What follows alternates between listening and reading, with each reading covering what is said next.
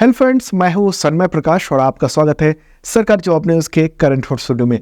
तो कई महत्वपूर्ण टॉपिक हैं, ये भी देख रहे हैं आप, सब पर एक एक करके चर्चा करेंगे। शुरू करते हैं बिना देर के हुए।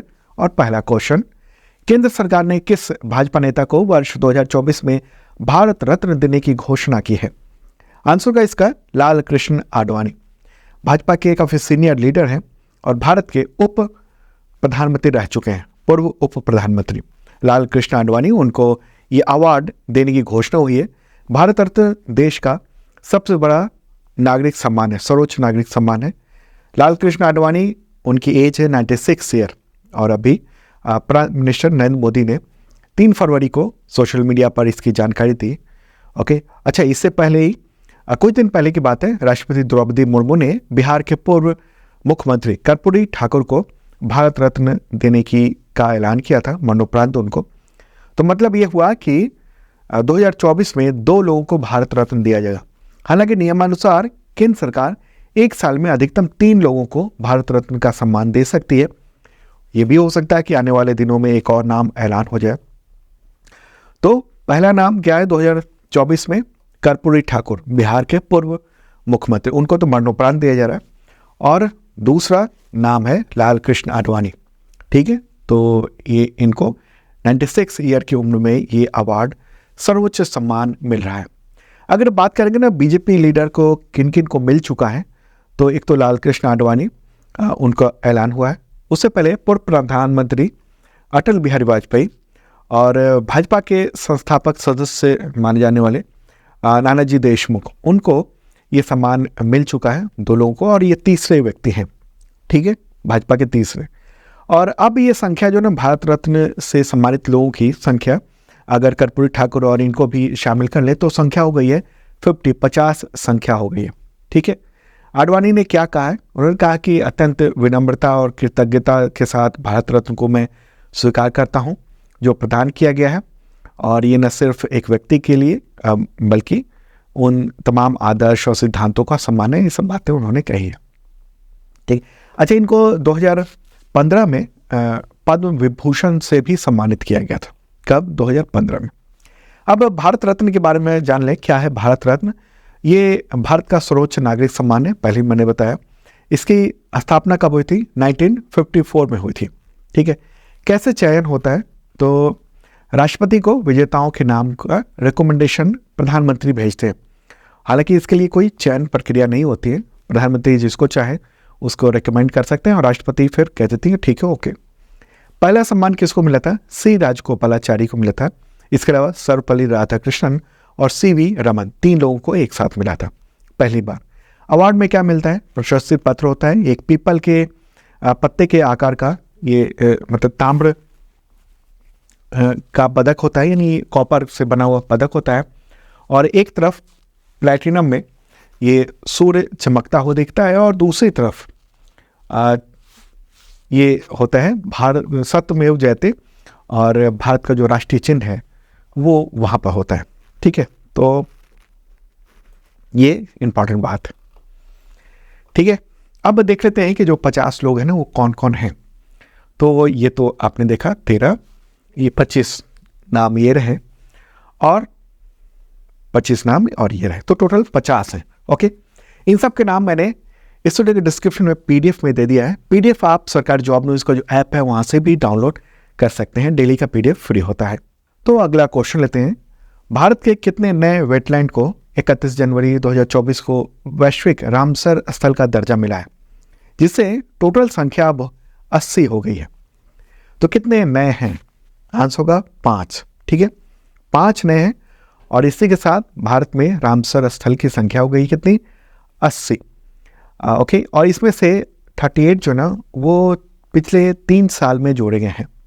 तो वेटलैंड कन्वेंशन, जो रामसर कन्वेंशन है, उसकी सेक्रेटरी जनरल हैं डॉक्टर मुंडोसा मुंबा।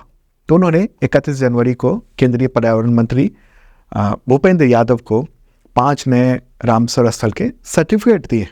ठीक है, अच्छा, 2 फरवरी को विश्व वेटलैंड दिवस मनाया जाता है, वर्ल्ड वेटलैंड डे मनाया जाता है। हिंदी में कहेंगे विश्व आर्द्र भूमि दिवस मनाया जाता है। तो उसी से पहले ये 5 वेटलैंड जो उनको नए रामसर स्थल की का दर्जा मिला और ये सर्टिफिकेट वो दे रही है, फोटोग्राफ देख रहे हैं। तो 5 कौन कौन से हैं? तो अंक समुद्र पक्षी संरक्षण रिजर्व, ये ओके। दूसरा कौन है? अघानाशिनी अभयारण्य सेंचुरी, ओके। तीसरा कौन है? मगदी केरे संरक्षण रिजर्व, ये वाला। चौथा कौन है? कराईवेट्टी पक्षी अभयारण्य, या। और पांचवा है लॉन्गवुड शोला रिजर्व 1, ठीक है। तो ये 5 नए हैं, इन सब के बारे में आगे क्वेश्चन में लेते हैं और फिर इन सब के बारे में डिटेल बताते हैं आपको, ठीक है। जो भी नया रामसर स्थल हो रहा है ना, उस जो शामिल हो रहे हैं उनके बारे में तो आपको जानना चाहिए, इससे रिलेटेड क्वेश्चन आ सकते हैं।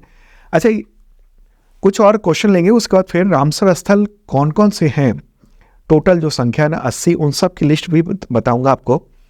और इसके अलावा रामसर स्थल क्या होता है ये सब आगे बताएंगे आपको, ठीक है। तो अगला क्वेश्चन लेते हैं, उससे पहले आपको इन्फॉर्म कर दूं कि करंट अफेयर्स की तैयारी के लिए कुछ मेंबरशिप प्लान है हमारे पास, चाहे IAS PCS एग्जामिनेशन दे रहे हो, चाहे पुलिस का, स्टेट के SSC या स्टाफ सिलेक्शन कमीशन हो, तो तमाम एग्जामिनेशन करंट अफेयर्स की तैयारी यहाँ पर शानदार होती है। सरकारी जॉब न्यूज़ का जो ऐप है उस पर, और इसके ज़रिए मेंबरशिप प्लान है 1 ईयर का। मूलतः 2 तरह के प्लान है, एक बेसिक है, एक IAS PCS मेंबरशिप प्लान है, और इसमें अलग अलग लेवल के एग्जामिनेशंस के करंट अफेयर्स शानदार हो जाता है तैयारी। आपको अगले 1 साल तक यानी 365 दिनों तक करंट अफेयर्स का डेली, वीकली, मंथली, क्वार्टरली, ये सब आपको PDF मिलता है, वीडियो मिलता है, और मॉक टेस्ट भी देने का मौका मिलता है, ओके। और तमाम एग्जामिनेशन के बहुत सारे उसके टेस्ट सीरीज भी मिल जाते हैं, तो देखिए ज़रूर इस वीडियो के डिस्क्रिप्शन में। और हाँ, जो PDF है वो पिछले सालों के भी मिल जाएंगे आपको इस मेंबरशिप प्लान के जरिए। इस वीडियो के डिस्क्रिप्शन में पूरा दिया हुआ है, और छूट भी चल रही है, आप उसका लाभ उठा सकते हैं। आगे बढ़ते हैं, अगला क्वेश्चन। अंक समुद्र पक्षी संरक्षण रिजर्व, उसको वैश्विक रामसर स्थल सूची में शामिल किया गया है, तो यह किस राज्य में स्थित है? आंसर होगा कर्नाटक, ये कर्नाटक में स्थित है। अंक समुद्र पक्षी संरक्षण रिजर्व, ये कर्नाटक के विजयनगर जिले में है, और तकरीबन 244 एकड़ में फैला हुआ है।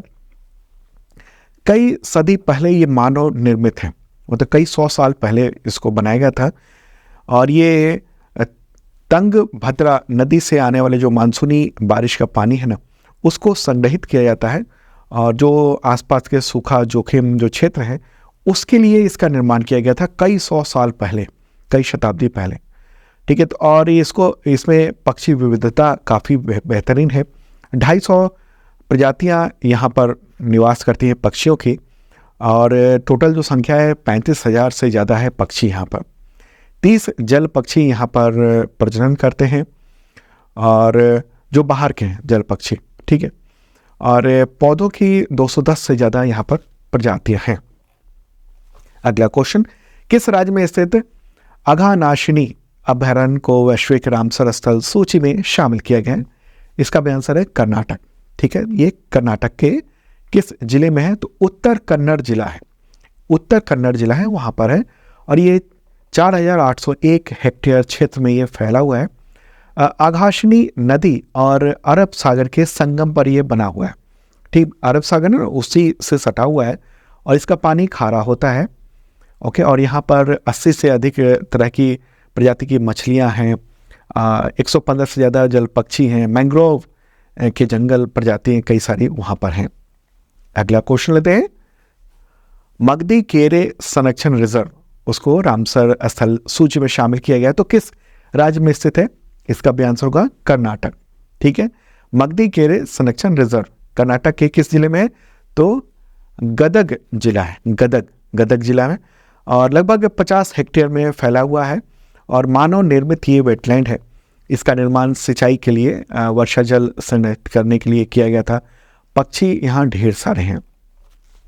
अगला क्वेश्चन लेते हैं, किस राज्य में स्थित कराईवेट्टी पक्षी अभयारण्य को वैश्विक रामसर स्थल सूची में शामिल किया गया है? इसका आंसर होगा तमिलनाडु, ठीक है, तमिलनाडु। कराईवेट्टी पक्षी अभयारण्य ये तमिलनाडु का एक बड़ा अंतर्देशीय वेटलैंड है, और किस जिले में स्थित है तमिलनाडु के? तो अरियालूर जिले में स्थित है, ठीक है। और 450 से ज़्यादा हेक्टेयर में ये फैला हुआ है। इस वेटलैंड का उपयोग ग्रामीणों द्वारा धान, गन्ना, कपास, मक्का इन सब के एग्रीकल्चर वर्क के लिए किया जाता है। यहाँ पर पक्षियों की लगभग 198 प्रजातियाँ पाई जाती हैं। एक और क्वेश्चन लेते हैं इससे रिलेटेड, ठीक है। और ये फोटोग्राफ तो देख रहे हैं आप, तमिलनाडु। अगला क्वेश्चन होगा, लॉन्गवुड शोला रिजर्व 1 उसको रामसर स्थल सूची में शामिल किया गया है, तो किस राज्य में है? तो ये भी तमिलनाडु में, ठीक है, तमिलनाडु। ये लॉन्गवुड शोला रिजर्व फॉरेस्ट, ये नाम तमिल शब्द सोलाई से लिया गया है। इसका मतलब होता है उष्ण कटिबंधीय वर्षा वन। ये यूनेस्को द्वारा मान्यता प्राप्त बायोस्फीयर रिजर्व भी है, ठीक है, बायोस्फीयर रिजर्व भी है, तो नाम आप ध्यान रखना। और ये नीलगिरी पर्वत श्रृंखला की पूर्वी ढलान के निकट ये स्थित है। कोठागिरी एक शहर है वहाँ पर। इसमें शोला यानी दक्षिण भारत का एक उष्ण कटिबंधीय पर्वतीय जंगल, जो आमतौर पे घास के मैदानों से अलग किए गए टुकड़ों में पाया जाता है, तो वो है। और मीठे पानी और दलदल भी है, जलधाराएं भी हैं, ठीक है। तो यहाँ कई तरीके के प्रजातियाँ पक्षियों की, सरीसृप, मेढक, ये सब वहाँ पाए जाते हैं। तो अब आपको जो टोटल 80 रामसर साइट हैं भारत में, उन सब के पूरी लिस्ट मैं आपको दे रहा हूँ, ठीक है। तो ये कुछ 23 लिस्ट ये है, फिर 47 तक यहाँ रहा, ओके, 71, और ये टोटल 80 हो गया। इसमें से ये इतने जो है ना वो अभी लेटेस्ट के हैं, ओके, 31 जनवरी को दिए गए हैं। ये रामसर सूची में शामिल किया गया है इन 5 को, तो इंपॉर्टेंट है ये। तो यहाँ पर सवाल होगा कि रामसर स्थल कहते क्यों है? देखिए, रामसर एक स्थल है, जगह का नाम है, और ईरान का एक शहर है वो।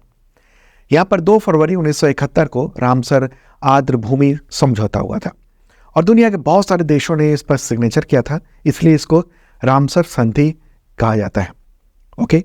वेटलैंड कन्वेंशन हुआ था और उस पर सिग्नेचर हुआ था। ये लागू हुआ है 1975 में, ठीक है।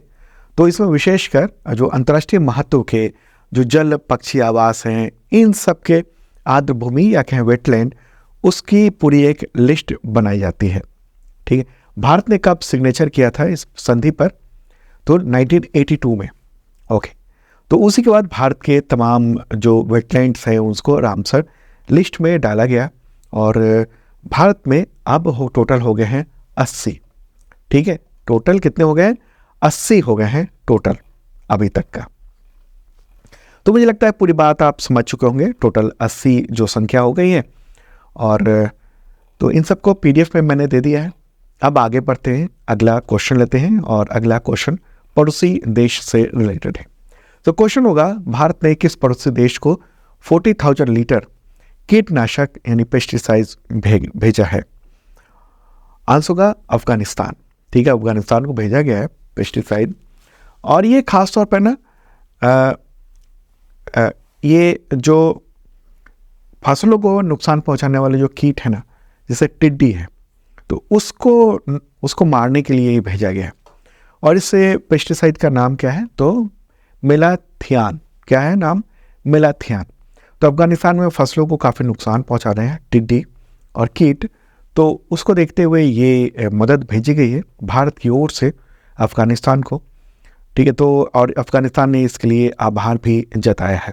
इस पेस्टिसाइड से क्या होगा कि उसके आसपास के देशों से जो टिड्डियों का हमला हो रहा है अफगानिस्तान में, तो उसको रोका जा सकेगा, ठीक है। भारत ने बहुत सारी सहायता भी भेजी, इससे पहले गेहूं भेजा था, और अब वहाँ पर फूड सिक्योरिटी को इंश्योर करने के लिए वहाँ पर अफगानिस्तान में, इसके लिए इंडिया ने ये काम किया है, पेस्टिसाइड्स भेजे हैं। एक बार मैप में देख लेते हैं कहाँ पर है ये अफगानिस्तान। तो ये तो रहा अपना प्यारा भारत, और हमारा पड़ोसी है यहाँ ये वाला रेड कलर में, ये देख रहे हैं अफगानिस्तान। राजधानी है काबुल, और यहाँ के जो सर्वोच्च लीडर हैं वो है हिब्बतुल्लाह अखुंदजादा। हिब्बतुल्लाह अखुंदजादा। मुद्रा है यहाँ की अफगानी। अगला क्वेश्चन लेते हैं। 37वां अंतर्राष्ट्रीय सूरजकुंड मेला फरवरी 2024 में किस राज्य में आयोजित किया गया है? आंसर होगा हरियाणा। मुझे लगता है सबको पता होगा। और इसका उद्घाटन राष्ट्रपति द्रौपदी मुर्मू ने किया है और उद्घाटन के दौरान का फोटोग्राफ आप देख रहे हैं।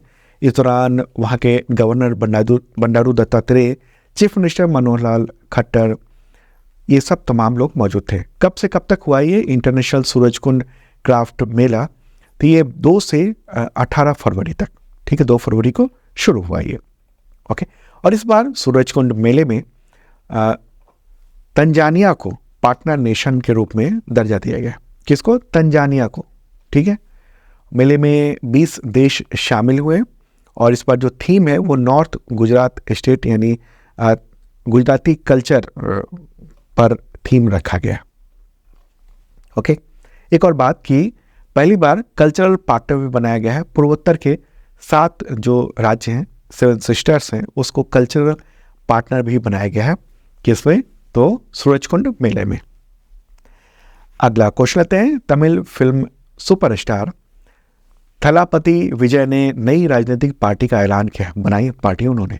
तो इसका नाम क्या है? इसका नाम होगा तमिझगा वेत्री कशगम, ठीक है। तो नाम आपको याद करना होगा, तमिझगा वेत्री कशगम। ओके, तो ये अभी लोकसभा चुनाव होने वाला है 2024 में। उससे पहले ये एक्टर विजय ने राजनीति में कदम रख दिया है।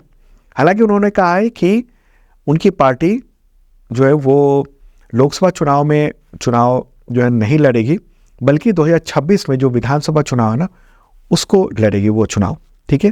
तो ये न्यूज़ तो देख रहे हैं द हिंदू में, इसकी काफ़ी चर्चा हुई है। और ये रहा फोटोग्राफ विजय का। कहना है कि हमारा काम और हमारा उद्देश्य केवल पवित्र जन सेवा है, ऐसा उनका कहना है। और तमिलनाडु में देखने को मिला है बहुत सारे सुपरस्टार जो ना वो राजनीति में आ चुके हैं, जैसे रजनीकांत। तो रजनीकांत ने भी अपनी पार्टी का गठन किया था, हालांकि उस पार्टी को उन्होंने भंग कर दिया और कह दिया कि राजनेता नहीं बनेंगे। कमल हसन, वो उन्होंने भी पार्टी बनाई और चुनाव भी लड़े बहुत सारी सीटों पर, हालांकि अभी वो सक्रिय हैं। चिरंजीवी, उनकी भी एक अपनी पार्टी है, ठीक है। और भी कई सारे जो वहाँ के फिल्मों के स्टार हैं, वो सब ने पार्टी बनाई हुई है। तो दोस्तों ये था इंपॉर्टेंट करंट अफेयर्स। कैसा लगा कमेंट बॉक्स में बता सकते हैं आप। और अगर आपने अब तक इस चैनल को सब्सक्राइब नहीं किया है तो ज़रूर करें, बेल आइकन दबाएंगे तो नोटिफिकेशन आपको वक्त में मिल सकेगा। और करंट अफेयर्स का मेंबरशिप प्लान है आपके लिए, देखिएगा ज़रूर, इस वीडियो के डिस्क्रिप्शन में उसका लिंक दिया हुआ है।